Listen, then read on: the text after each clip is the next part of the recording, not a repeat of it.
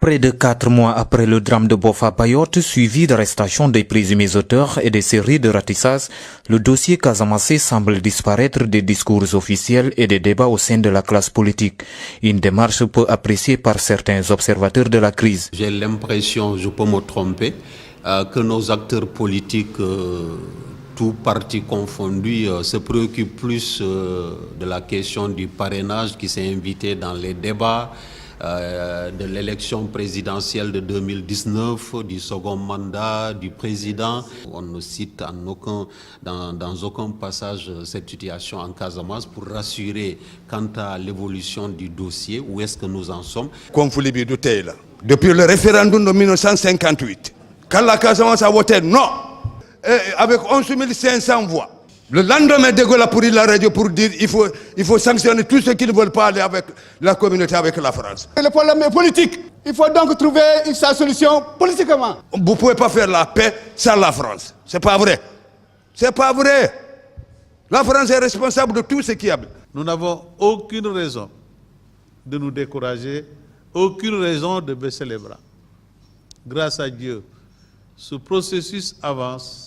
Je suis persuadé que nous sommes sur la bonne voie. Il ne faut pas qu'on pense qu'il y a l'accalmie, qu'on a la paix. Ce silence, s'il n'est pas correctement géré, pourrait nous conduire à des situations qui peuvent surprendre. Vous savez, toutes les souffrances, Dieu ne les donne pas au hasard. Il est le seul à avoir son programme, sa planification. Il n'y a rien sur cette terre qui ne finisse pas. Tout finit. On démarre un conflit. Et pour l'arrêter, par notre lâcheté, on dit le plus souvent, c'est aux mains de Dieu. Aujourd'hui, nous sommes en train de nous entretuer pour que véritablement on en vienne à l'indépendance. Que signifie l'indépendance d'un pays comme la Guinée-Bissau aujourd'hui? Que signifie l'indépendance d'un pays comme la Gambie et même le Sénégal? Avoir le drapeau, avoir l'hymne national et la devise. Ça nous a développé. Plus question de retomber dans le piège d'une accalmie de façade, car en réalité, il a fallu que le drame de Boffa se produise pour se rendre à l'évidence que la paix définitive n'a jamais été acquise.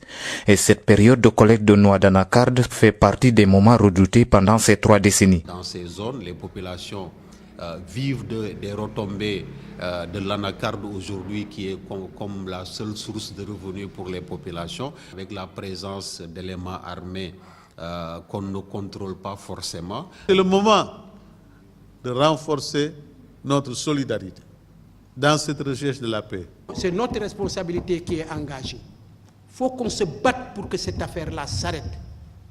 Il n'y a aucune raison qu'elle ne s'arrête pas. Cette région-là, nous l'avons héritée de communautés ethniques qui vivaient dans la paix ici, dans l'harmonie.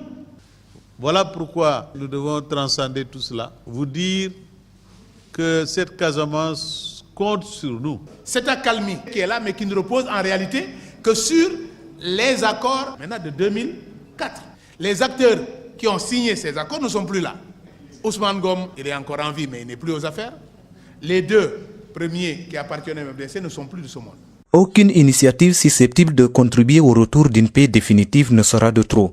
Le cinéaste Alain Gomiste n'écarte pas la possibilité de mettre le 7e art à contribution. Dans le cas ici des troubles qui ont émaillé l'histoire récente de la Casamance, je pense que le cinéma a son mot à dire. En attendant, la reprise d'un dialogue inclusif reste une exigence pour l'ensemble des acteurs impliqués dans le processus de paix en Casamance.